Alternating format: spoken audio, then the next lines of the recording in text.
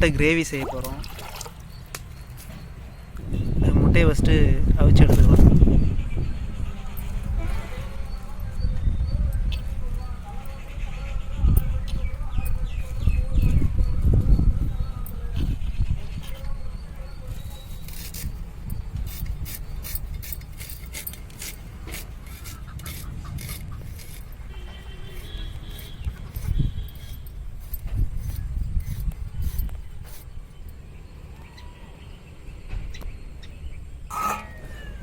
நல்லா கொதிச்சிடுச்சு, முட்டை வெந்துருச்சு.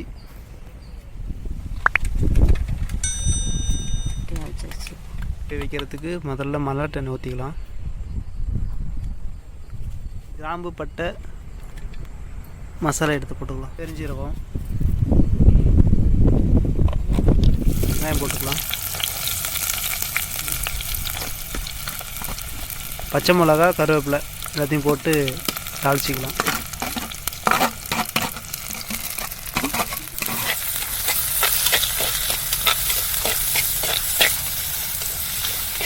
வெங்காயம் நல்லா வதங்கின உடனே அரைச்சி வச்ச தக்காளியை ஊற்றிக்கலாம்.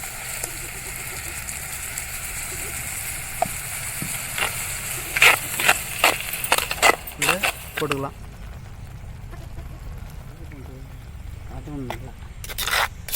அரைச்சி ஊற்றின தக்காளி வதங்கிடுச்சு. இப்போ அதில் கொஞ்சம் மஞ்சத்தூள் போட்டுக்கலாம், கொஞ்சம் கறி மசாலா, கரம் மசாலா கொஞ்சமாக போட்டுக்கலாம், குழம்பு மிளகாத்தூள் கொஞ்சமாக போட்டுக்கலாம், மல்லித்தூள் கொஞ்சம் போட்டுக்கிட்டு கலரி விட்டுக்கலாம். தேவையான அளவு கொஞ்சம் உப்பு போட்டுக்கலாம்.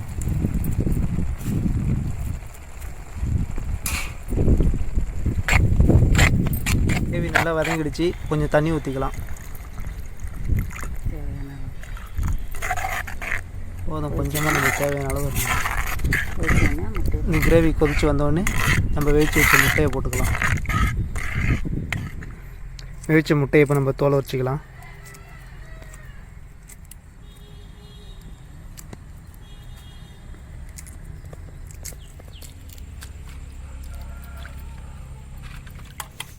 முட்டையை தோலை உரித்து எடுத்துக்கிட்டாச்சு. கிரேவியில் போட வேண்டியதான். கிரேவியில் போடுறதுக்கு முட்டையை இந்தமாரி கொஞ்சம் கிழிச்சு விட்டுக்கலாம். அப்போ தான் உப்பு காரம்லாம் உள்ளே இறங்கும்.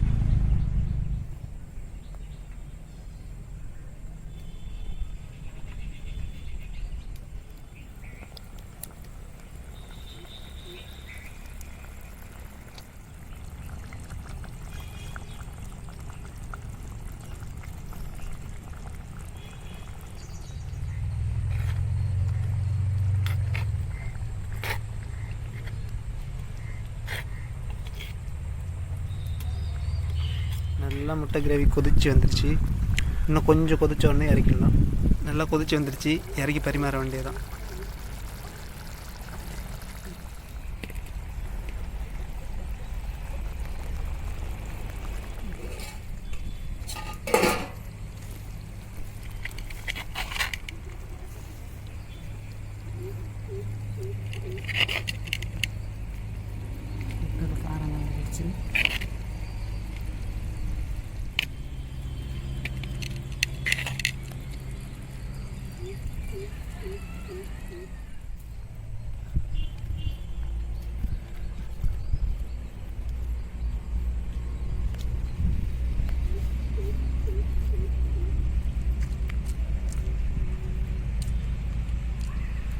Gracias.